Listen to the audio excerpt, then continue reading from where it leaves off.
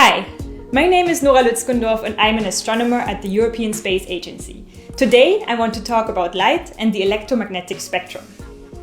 First of all, what is light? Light, or visible light, is just one part of electromagnetic radiation. This kind of radiation can be seen as a wave, similar to the wave that you see when you throw in a stone in a lake, or a very fast particle that moves with the speed of light. But for today, we're just going to be talking about the wave character. So visible light is everything you see around you. It comes from the light inside your house or the light from the sun. You sometimes even see it split up in its components, the different colors, when you look at a rainbow. Our eyes are only equipped to see visible light, but there is actually so much more to the electromagnetic spectrum than this. Let's take the wavelength of the visible light, for example. This wavelength is in the order of 100 nanometers. This is as big as the point of a needle or maybe a single-cell organism. If you make that wavelength even smaller, to the size of a molecule, you get what we call ultraviolet light. You cannot see that light, but it would probably look very violet. It is the light that actually produces vitamin D in our skin and makes our skin tan. It comes from the sun, but again, we cannot see it.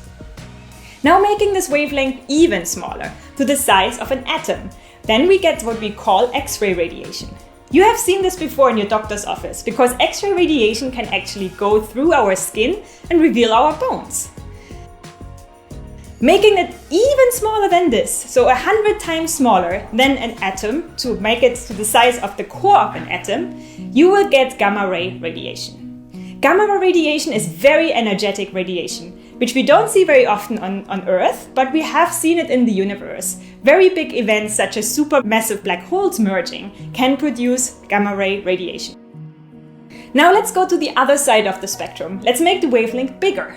If we make it as big as a blood cell, or maybe even the thickness of a hair, we get what we call infrared radiation. Infrared radiation is also called heat radiation. You might have seen it when you look at the heat camera and you see which body parts are hot and which are cold. All bodies in the universe actually emit heat radiation. It doesn't matter if they're cold or hot. And we cannot see this radiation either, but sometimes we can feel it. Making it bigger, to the size of an insect, going from 3 millimeters to 30 centimeters, we are coming into the regime of the microwave radiation. You have something like this in your own kitchen. A microwave uses microwave radiation to heat up water. Making it bigger than this, going to the biggest wavelengths that we have in the electromagnetic spectrum, going to 100 meters and bigger, it's what we call radio radiation. Those are such long wavelengths that they are able to travel very, very far and undisturbed. And that's why we use this a lot for communication. Radio radiation can be transmitted and also received from those really big radio dishes that you often see. Now you have seen that light is only one small part of the electromagnetic spectrum. So if we observe the universe only in the visible light, we wouldn't see much. We would only see a very small part of the universe.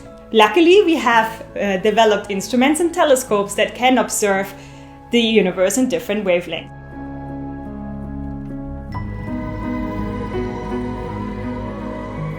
Those different parts of the electromagnetic spectrum reveal different parts of the universe. Take infrared, for example. Because of the size of the wavelength of the visible light, which is about the same size as the dust particles in our universe, visible light cannot go through dust because it will be absorbed and scattered by those dust particles. However, if you have longer wavelengths, such as the infrared, they can go through dust unnoticed. This is the reason why telescopes that observe in the visible, such as the Hubble Space Telescope, gave us those amazing images. But whenever you observe a dust lane, you would see just a dark spot on the image. Telescopes that observe in the infrared, such as this James Webb Space Telescope, will be able to look what's behind this dust.